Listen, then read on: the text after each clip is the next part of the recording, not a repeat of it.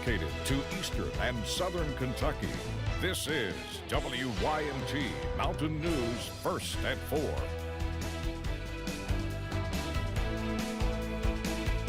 Good afternoon to you. I'm Dakota Makris. First at 4, the American Red Cross is working to get more blood donations as the organization faces a national shortage. Our buddy Forbes visited Prestonsburg to see those efforts underway.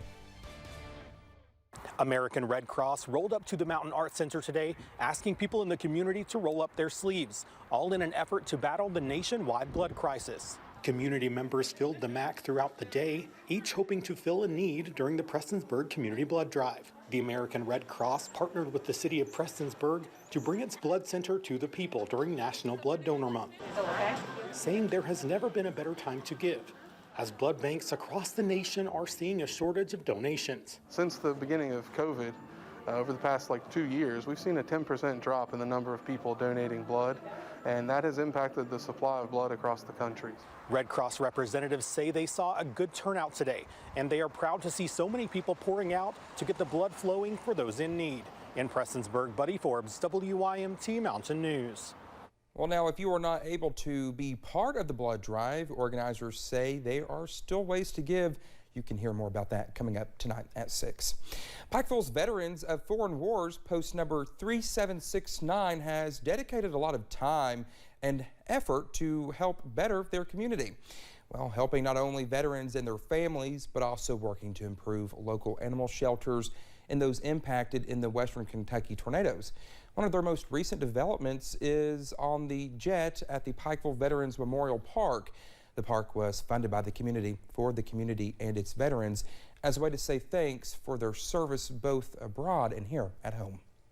Thank you to all the veterans. No matter if you're a member of the VFW or not, you're appreciated in our town, in our state. We love our veterans. We do all we can to help, and we're just proud that we get to play a part of it. Well, veterans say the park is a wonderful place to relax and is used as sort of a therapy for many who may be suffering, but anyone is invited to enjoy the park and its shelter.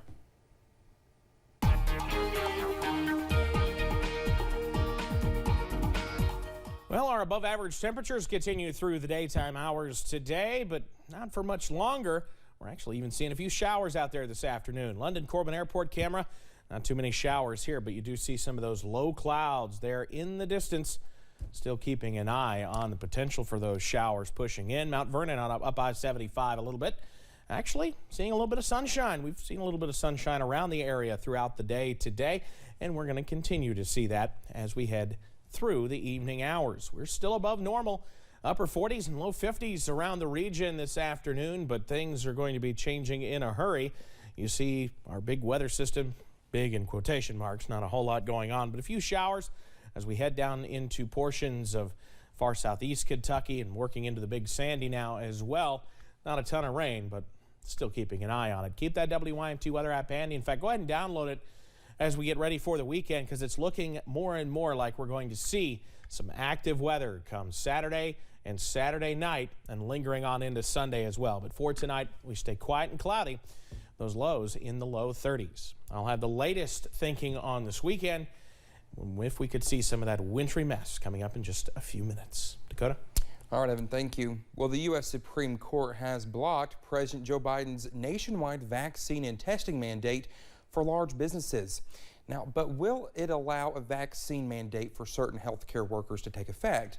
Now, the decision was based on the argument that the Occupational Safety and Health Administration does not have the power to enact the mandate, which would have impacted 80 million people, requiring workers at businesses with 100 or more employees to be fully vaccinated or undergo regular testing and wear a face covering at work.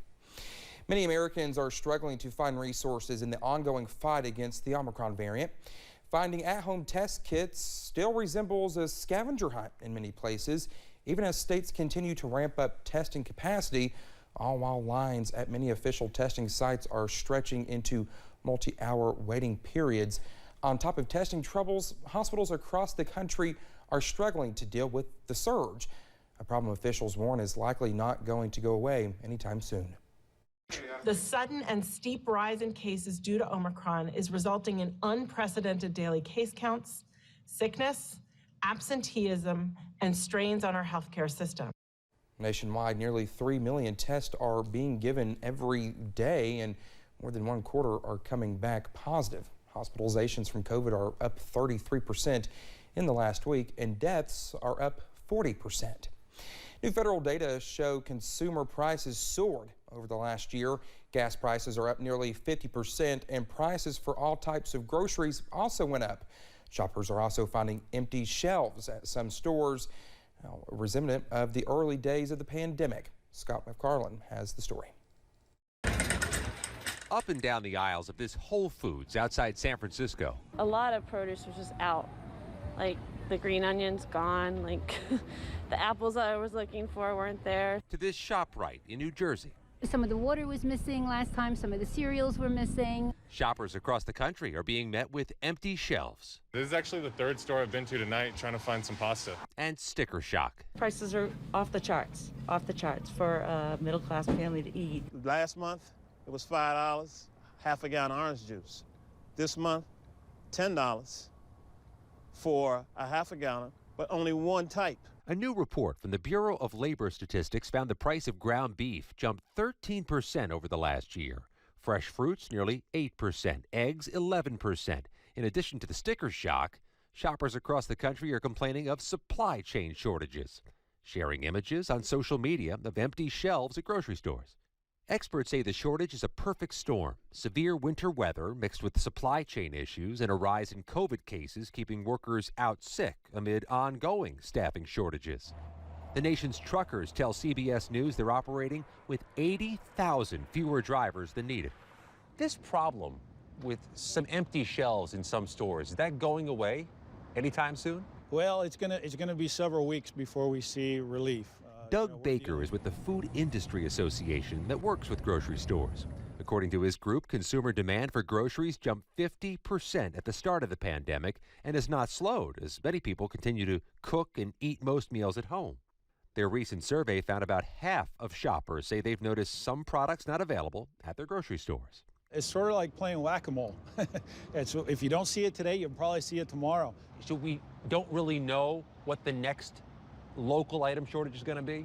Yeah, we unfortunately we don't typically know until it's upon us. Whether your grocery store has some empty shelves also depends on severe weather in your area and the level of COVID cases. As the Omicron variant hopefully peaks and recedes in the coming weeks, staffing shortages should improve and the shelves should become better stocked. Scott McFarland, CBS News, Bethesda, Maryland. Delta Airlines is offering some reassurance to flyers amid the pandemic. It's become the first major carrier to extend travel credits and waivers through 2023. Usually they expire after 1 year, but the airline is making the move as COVID continues to spread here in the U.S. Delta and other airlines previously extended expiration dates through 2022. Well, Delta Airlines is also out with its quarterly report card showing a loss in the fourth quarter. The air carrier says it lost $408 million as fuel and other costs increased, but it posted its highest sales since 2019, with revenue coming in at nearly $9.5 billion. However, Delta warned it expects a loss for its first quarter this year as the spread of Omicron slows travel. Heading over to Wall Street on this Thursday, the Dow closes down more than 176 points. We'll have more financial news in our next half hour. Well, coming up, scientists are working on a new way to kill mosquitoes and help stop this spread of malaria, potentially saving nearly 500,000 lives every year. And we could see a few showers tonight, but it looks like Old Man Winter could pay a visit for the weekend with a couple of tricks up his sleeve. I'll have the breakdown on the way.